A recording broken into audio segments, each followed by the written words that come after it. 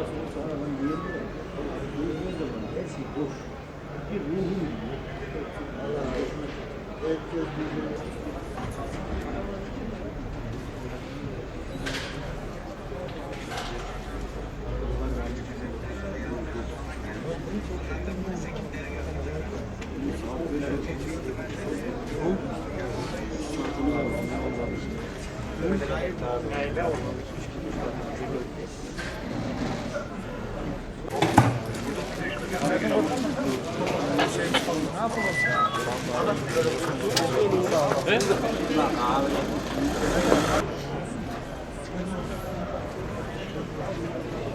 Hadi ben araya gidelim.